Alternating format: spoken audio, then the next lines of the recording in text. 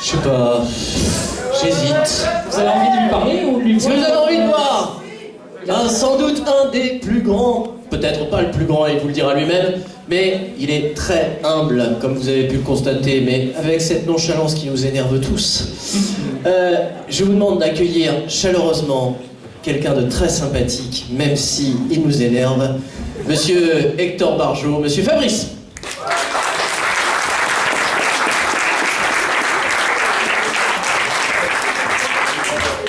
Alors, toi, Alors voilà, et la chaise VIP. on va te donner une chaise VIP. Voilà, voilà. S'il te plaît.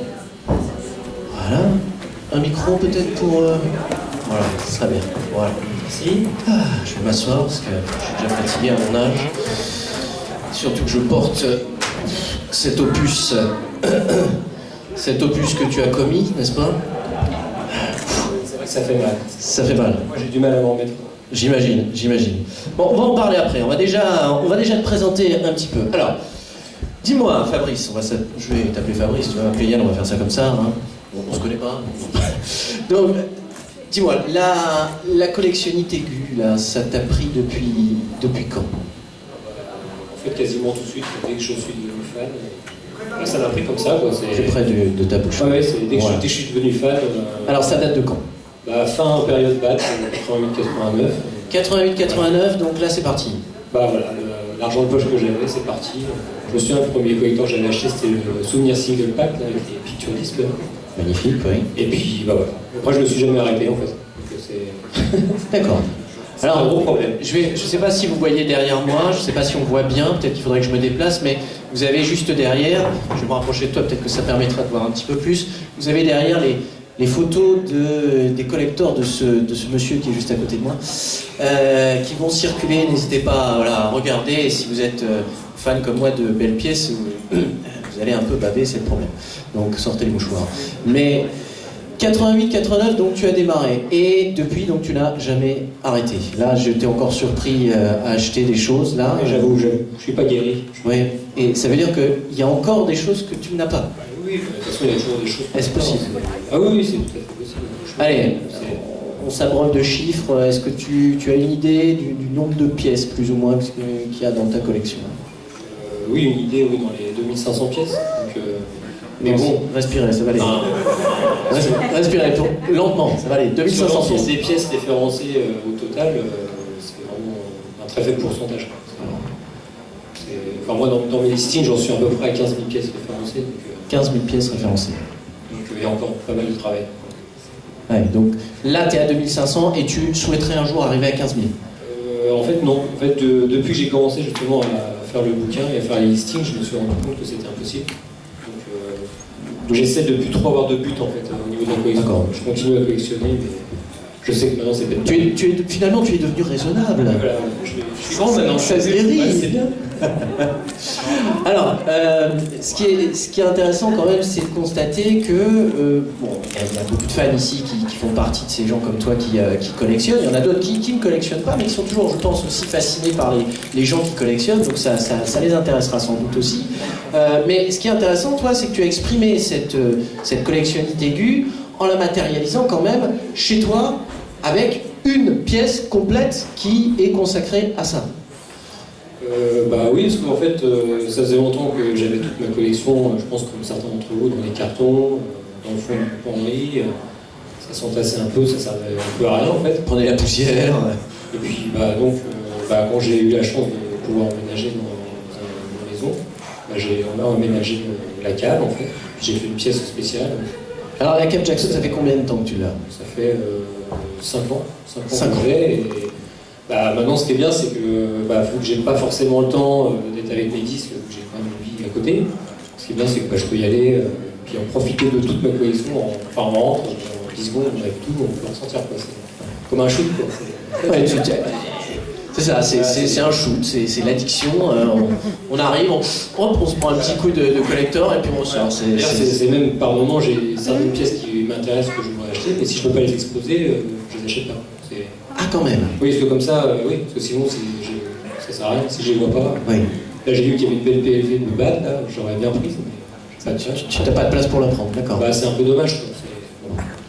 Tu as pris tes médicaments aujourd'hui, hein? Oui, là, je suis calme, là. C'est bien. Non, là, on a vérifié, parce que bon... Là, il n'a pas pris la PLV, c'est que déjà, il a pris beaucoup de médicaments. Hein. Voilà, donc tout va bien, tout va bien. Non, c'est assez impressionnant. Tu as une collection qui est assez impressionnante, mais tu as commis donc un ouvrage voilà, qui est assez lourd, qui est pas non plus à la portée de toutes les bourses, mais en même temps, l'impression elle-même n'est pas est logique, hein, c'est que ça coûte quasiment autant à imprimer que le prix de vente, quoi. À quelques euros près, on est quasiment au même prix, quoi. C'est quasiment au prix du temps, quoi. Donc c'est vraiment un travail de fan pour les fans, parce que tu gagnes rien là-dessus, en fait. Oui, en fait, oui, à la base, c'est une idée qu'on a eue avec mon ami Sébastien qui est à Londres. Alors, qui est Sébastien? Tu peux nous le rappeler? Sébastien, c'est la personne qui s'occupe de Iconic Magazine. Voilà, Iconic Magazine, hein, magazine anglais. Puis c'est vrai que j'avais déjà parlé de l'idée du projet avec lui, mais avec d'autres fans aussi. C'est vrai que ça s'était jamais vraiment concrétisé, parce que tout le monde rêvait un peu d'avoir un ouvrage. En tout cas, moi, je rêvais d'avoir un ouvrage comme ça un jour. Alors, je me souviens qu'avec le MJB, on avait fait aussi un démarrage un peu comme ça qui existait. Tu en avais d'ailleurs reparlé, je pense, dans une autre de tes vidéos, parce que je vous conseille, hein, si vous avez vu cette vidéo, Fabrice nous a fait l'amitié de nous montrer avant de la poster sur YouTube, mais il a un compte YouTube que vous pouvez trouver où il va, ça fait un mois à peine, un petit mois que ça t'a pris là, et que tu décides d'aider les collectionneurs par ton expérience finalement, en expliquant un peu, attention, ça c'est du pirate, ça vaut rien, hop, bon, et puis ça par contre, oui, ça c'est bon, et voilà en gros les prix, hein, comme tu l'as fait là, tu nous as donné les prix. C'est quand même bien, parce que c'est vrai que quand on commence une collection, on est parfois un petit peu inexpérimenté au niveau des prix, au niveau de la valeur des collectors, et quelqu'un d'expérience comme toi qui collectionne depuis 30 ans, un petit peu, on est autour d'une trentaine d'années maintenant, c'est bien d'avoir aussi ton avis, et tu me le disais il n'y a pas si longtemps, tu me disais, il y a parfois des gens qui me demandent, et au bout d'un moment, j'en ai eu un petit peu assez de répondre aux gens, je me suis dit, et si je faisais une vidéo carrément pour leur expliquer? C'est surtout que maintenant, vous devez tous aller sur eBay comme moi, et franchement sur eBay, les prix c'est vraiment n'importe quoi, il faut vraiment pas se faire avoir. Je trouve qu'il y a des vendeurs qui abusent un peu, il y a beaucoup de bonnes affaires à se faire sur internet, mais vraiment pas prendre le temps de fouiller. Toi, même si tu te calmes un peu en ce moment, mais dans les périodes les plus aiguës, ça te prenait combien de temps en fait, dans la semaine ou dans la journée? Est-ce que tu es régulièrement avec des alertes eBay? Après, ça me prend pas tant de temps. Oui, c'est le matin, j'avais fait des annonces. Voilà, c'est tout. C'est encore raisonnable. Voilà.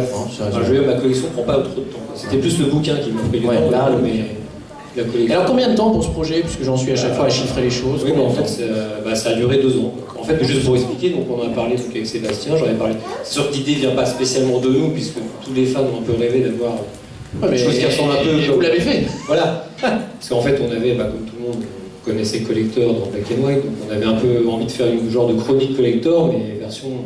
Attends, ça fait du sport. Et puis donc on a commencé à parler de ça, on s'est dit que ça serait bien de faire un bouquin, on a dit ok, pourquoi pas, on se lance. Puis dans notre tête ça allait durer 1 mois, 2 mois, 3 mois, puis on allait faire un bouquin. Et puis finalement ça a mis 2 ans. Donc, 2 ans. Là on a donc tous les... c'est The Ultimate Collector Book, hein. Alors volume 5 parce que on est sur History, mais on est un petit peu comme dans Star Wars, on démarre déjà sur le 5 alors qu'on n'a pas encore eu le 1, 2, 3, 4, à ma connaissance. Mais il y a tout, il y a les cassettes, il y a les livres, il y a les CD. C'était quand même de réunir surtout des scans de bonne qualité pour montrer vraiment les couleurs. Les pièces en bonne qualité, c'était pas facile. Alors ce qui est intéressant, c'est qu'il n'y a pas que les disques, il y a les objets aussi, il y a vraiment, ça va. Il y a vraiment tout ce qui concerne la période de 95 à 2000. C'est le petit collectionneur History de A à Z, clairement. 2 ans de boulot pour ça, une qualité quand même, c'est du papier glacé, c'est pas, on se moque pas de vous, clairement, c'est de la couleur, mais le petit hic, c'est que c'est produit finalement au compte-gouttes, c'est-à-dire que c'est vous qui produisez ça et qui, allez faire d'ailleurs peut-être une réédition, mais quand il y en a, c'est bien, quand il n'y en a plus, il faut attendre la prochaine édition et se précipiter, parce que tu me disais j'en ai ramené 2, ça y est, c'est déjà parti. Oui, là j'en ai sauvé 2, parce qu'il y en avait à la Convention il y a 3 semaines. Il y a 3 semaines. J'ai réussi à en voilà. prendre 2, en ramener 2 pour ici, donc ils sont partis tout de suite. Voilà. Et oui, c'est vrai qu'effectivement, vu qu'on fait ça quand même pas de matière professionnelle, on est forcé à chaque fois d'avancer l'argent pour sortir des tirages. C'est pour ça que... Donc voilà, on vous le dit, hein, confidentiellement, ça va bientôt ressortir.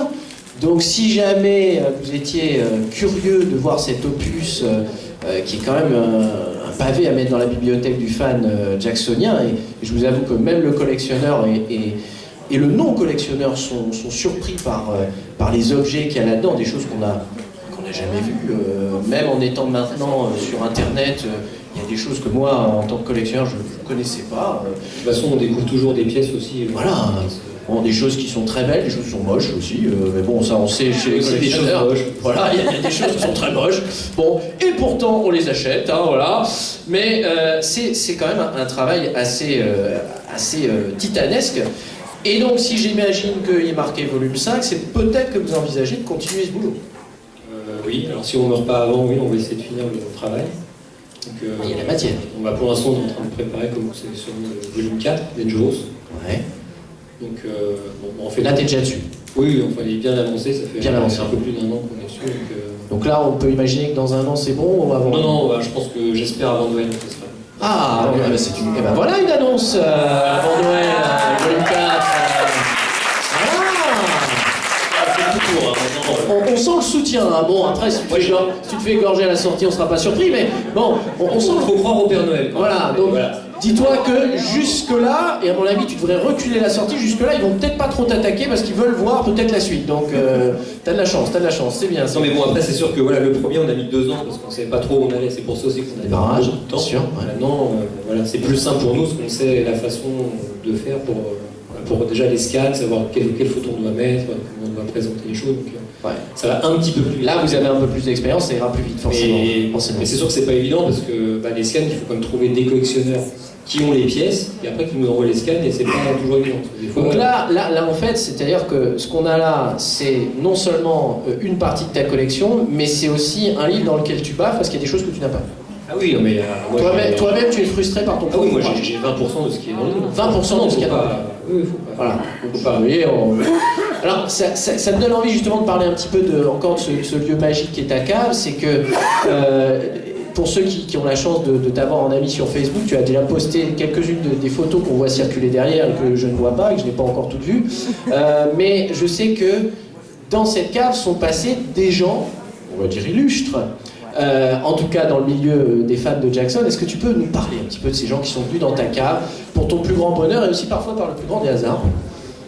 Oui, surtout Saïda Garrett qui est venue l'année dernière, l'été dernier. Voilà, Saïda Garrett, par le plus grand des hasards, effectivement. C'est vrai que c'était assez... Elle a vu la lumière, elle est rentrée... Oui, c'est vrai que ça s'est fait un peu comme ça. Il dit ça tranquille, il m'énerve. Non mais c'est un coup de chance, hein. J'étais sur Facebook comme tout le monde. En fait c'est son mari qui est tombé sur mon Facebook, qui a vu des photos, et qui m'a juste envoyé un petit message pour me dire que c'était assez impressionnant, qu'il était impressionné. Et moi je lui ai répondu, j'ai dit à l'occasion, si vous êtes sur Paris, venez, voilà. Avec un petit dol à la fin. Si vous passez par là. Oui, non mais bon. Et puis... Et elle a fait. Oui, l'année dernière, oui, j'ai eu un appel un jour, et puis on m'a dit, si tu peux venir me chercher à l'hôtel, c'est bon, on vient chez toi. Là, j'étais assez impressionné, donc j'étais à l'hôtel, les chercher. J'avais dit qu'il était énervant. Hein. J'avais prévenu. C'est vrai que ça fait bizarre d'avoir Saïda Garrett qui était donc derrière sur la banquette, et je l'avais dans le rétro. Mais bon, un petit moment quand même. Je tiens à préciser qu'il a essayé de l'enfermer dans sa cave pour avoir un collecteur vivant, ça n'a pas fonctionné. C'est vrai que oui, mais il y avait quand même son mari qui est assez balèze. Le mari, boum, a dit non, ça va pas être possible. Il a beau essayer de mettre de l'argent, ça va pas marcher. Ça va pas marcher. Est-ce qu'elle a chanté? Non, elle n'a pas trop chanté, elle a crié plutôt, mais... Ah oui. Est-ce qu'elle était impressionnée? Oui, mais bon, c'est très très américain d'être impressionné. Oui, c'est vrai. Oh my god! Oh my god, c'est fabuleux, c'est sensationnel.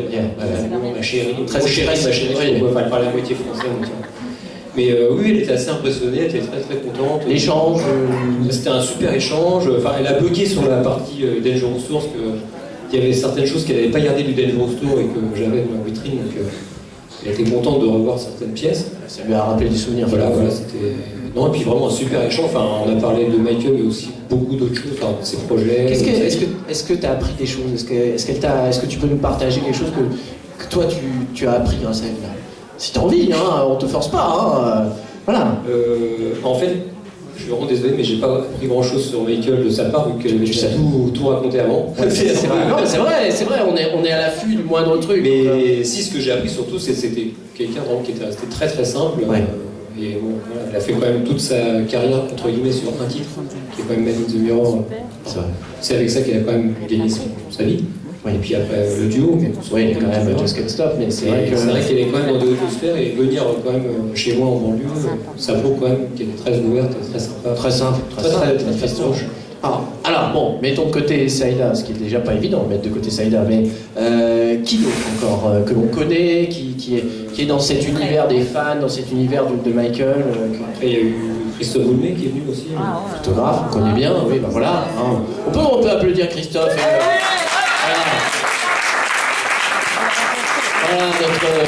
notre Kriboul, je vous rappelle d'ailleurs, petite pub qui nous a gentiment donné des photos à vendre là-bas, si vous êtes amateur de ce travail qu'il a effectué avec toute l'équipe de Black and White, qui a été, vous le savez, un très très grand magazine et que nous essayons tous de suivre à notre niveau les traces de ce magazine français. Je salue le travail de toute cette équipe et notamment de notre Kriboul qui a fait un magnifique travail. Donc tu as eu l'occasion de le rencontrer, il est venu dédicacer une photo que tu as fait, c'est pareil, moi j'ai eu un très bon contact, je l'avais rencontré au King of Pop Meeting, c'était il y a quelques années. C'était il y a quelques années. King of Pop Meeting qui avait été fait avec Amélie Dalmazo que nous avons reçu plusieurs fois ici. Et puis bon pareil, il m'a contacté, je sais pas pourquoi, je dois bien passer, et il m'a dit tiens je vais t'offrir une photo. Tu dois avoir une bonne tête, je sais pas ce que tu veux. Donc un jour, monsieur est arrivé chez moi. Voilà. Donc c'était pareil, très sympa. Enfin, vous avez sûrement rencontré, c'est pareil, quelqu'un de très très simple. Bon, et puis là, l'intro de ta vidéo, c'est pas n'importe qui non plus. Là. Oui, là récemment, c'est Diana de la statue qui est venue aussi. Donc là aussi, tu la rencontres à Londres pour la Kingvention, et puis tu lui dis, oh, bah si tu passes par là. Ouais, c'est un peu ça, j'ai fait mon numéro. Non mais il est magique ce mec, il j'ai eu en fait quelques contacts avec elle puisqu'elle a fait la préface du livre. Donc, oui, voilà. Il y avait déjà une première approche. Et puis c'est vrai qu'elle était en Europe et je lui ai proposé de passer. Pareil, donc maintenant je fais ça avec tout le monde en fait, dès que je rencontre quelqu'un, je lui dis passe, je ne sais jamais. Ça peut marcher. Alors je te rappelle qu'il y a beaucoup de migrants qui arrivent en ce moment, si tu proposes à tout le monde, ça va être petit chez toi, ça va être très petit. Bon, donc va falloir limiter quand même. On peut pas accueillir tout le monde chez toi. Non, bon. Et là aussi, bon contact chez toi, et elle se sent à l'aise dans cette cave. Oui, elle était très bon contact. Alors, elle est venue aussi, je pense, un peu pour des raisons professionnelles aussi, puisque vu qu'elle est en train de se battre pour récupérer les droits pour la statue. Oui, alors parle-nous justement peut-être de ce projet. Tu as d'ailleurs pensé porter le t-shirt de ce projet-là, si j'ai bien compris. L'histoire, c'est qu'en fait, déjà, elle n'a jamais touché vraiment d'argent en fait, sur le visuel de la pochette historique. Et donc elle a fait une commande, et tout ça là qu'on a derrière, c'est-à-dire la commercialisation. Tout le merchandising, tout ce qui s'est fait, voilà. Donc en fait elle est venue aussi pour ça, elle a pu découvrir un peu son œuvre qui était utilisée sur différents supports. Parce que toi, évidemment, tu lui as sorti les dizaines de collecteurs où il y avait son œuvre, il y a ça, il y a ça, il y a ça, oui, bon. Et moi, elle me disait, mais moi, j'ai rien touché pour ça, moi, je savais pas.